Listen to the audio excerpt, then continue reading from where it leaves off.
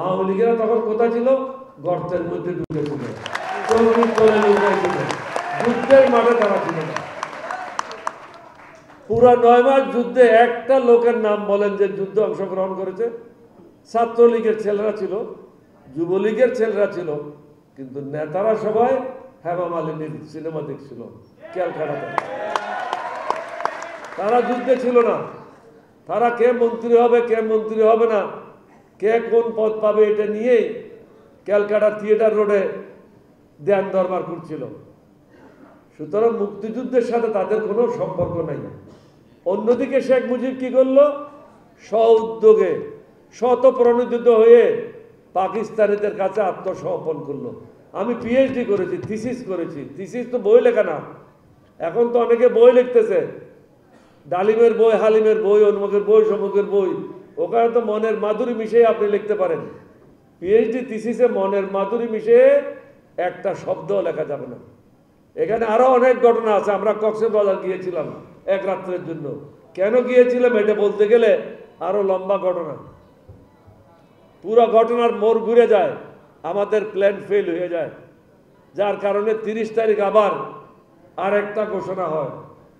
তখন জিয়াউর রহমান আর আমি রেডিও স্টেশনে গেলাম এবং ওখানে বলা হলো, I declare myself as a commander-in-chief of liberation forces and hand over the power to Sheikh Mujibur Rahman. Sheikh Mujibur রহমানকে ক্ষমতা হস্তান্তর করা হলো। তিনি প্রধান সেনাপতি হিসেবে দায়িত্ব গ্রহণ করলেন। ওখান থেকে আসার পর ওনাকে বললাম, সব কিছু ভালো, আপনি দিক নির্দেশনা জাতিকে দিয়ে দিলেন, বিদেশিরাও জানা গেল, সকল বেঙ্গল রেজিমেন্ট জানলো, ইপিআর জানলো, পুলিশে জানলো, ছাত্র জনতা জানলো, বাংলাদেশের জনগণ জানলো, কিন্তু অস্ত্র কোথায়, গোলা বারুদ কোথায়? আমাদের যে অস্ত্র গোলা বারুদ আছে, 1-2 দিনের বেশি তো যুদ্ধ করা যাবে না। তিনি বলেন যে কি করা যায়? আপনাকে আমি 2টা হাফ টন ট্রাক দেব, 30 জন স্ট্রং সোলজার দেব, আপনি এগুলি নিয়ে রামগড় চলে যান, ভারতের সাথে যোগাযোগ করেন, বিএসএফ এর সাথে যোগাযোগ করে প্রাথমিক পর্যায়ে অন্তত 303 গুলি আমাদের জন্য ব্যবস্থা করেন, ওয়েলনেস সেটের ব্যবস্থা করেন। তিনি রামগড়ে আসলেন। রামগড় পোস্ট অফিসের দোতলায় তিনি থাকতেন। এর আগের থেকে আরও একজন অফিসার, তিনি নিজের জায়গা থেকে পলায়ে ওই জায়গায় আশ্রয় নিয়েছিলেন, আমি এখন নাম বলতে চাই না। যে রমেশ সাহেব ওখানে থেকে বিএসএফ এর সাথে ধ্যান দরবার করে কিছু গোলা বারুদের ব্যবস্থা করেছিল, অস্ত্রের ব্যবস্থা করেছিল, 2টা ওয়েলনেস সেটের ব্যবস্থা করেছিল। একটা ওয়েলনেস সেট ছিল ওনার সাথে, আর একটা ওয়েলনেস সেট ছিল আমার সাথে। তারপরে তো যুদ্ধ শুরু হয়ে গেল।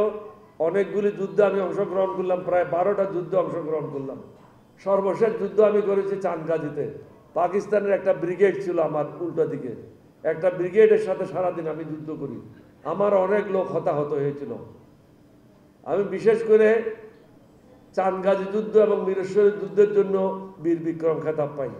মুক্তিযুদ্ধ চলাকালীন সময়ে আমরা 2জন অফিসারের খেতাব পেয়েছিলাম এবং দুজনেই অরিজিনাল 4 বেঙ্গলের। আমি, আমার ইমিডিয়েট জুনিয়র আব্দুল গফফার হালদার এরশাদের মন্ত্রী ছিল।